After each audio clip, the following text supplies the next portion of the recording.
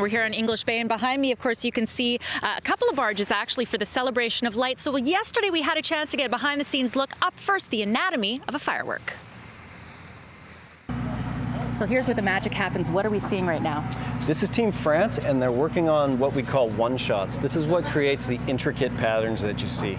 Not the big shells in the sky, but the chases where it's right to the music. And this is one of them. It's a single shot, whatever effect is inside, with one electric match, so a pulse from that is exactly when it shoots.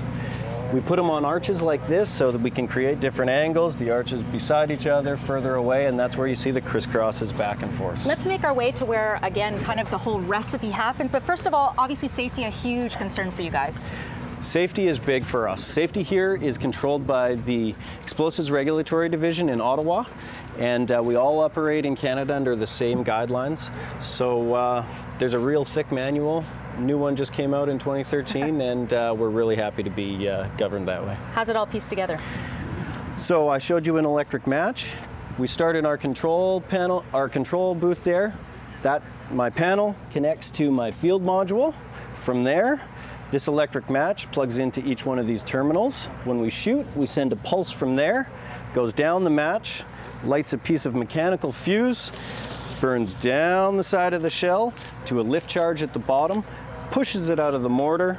At the same time, it lights a time fuse, the little spark you see going up when nothing else is happening.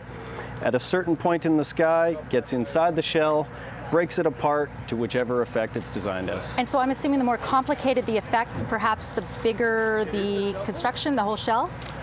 All depending. You can have pretty intense effects in tiny shells, but as you get bigger and bigger to 12-inch, you can have multiple layers, and that's where you really get a lot of different things happening on top of each other. And no dress rehearsal. No, these things only happen once. Yeah, exactly. We're getting ready for Team France, who is going to be competing tonight in the celebration of lights. So coming up after the break, I had a chance to connect with one of the members of Team France. What's the story behind their fireworks display? We got that coming up. Hanging out here at English Bay. We got the barge right in the background there. We learned earlier about the anatomy of a firework, but you know, I thought yesterday we might as well catch up with Team France and find out a little bit about the theme of what their entry is going to be like tonight. Well, it's definitely a busy day here on the barge as we get ready for Team France for the celebration of lights. We've got a member from Team France, Caroline.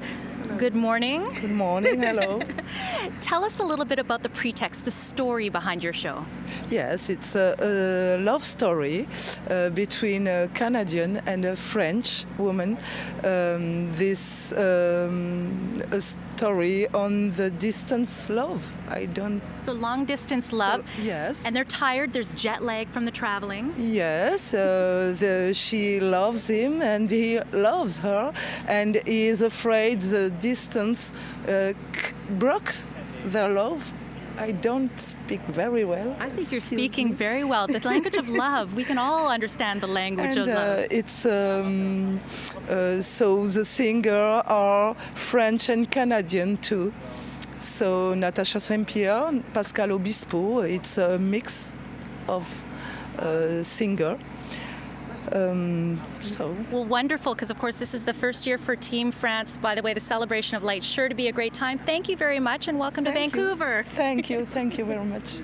Now, and incidentally, received a tweet from Vancouver Tumble, who's the one to remind people that at Sunset Beach, you can actually check out bouncy castles, face painting, balloon animals, and even a zip line for the kids out there. So that's a great activity that you can take on. But, you know, yesterday we had a chance to get a behind-the-scenes look on the barge. So where are the best places to watch the fireworks and a new feature? Take a look.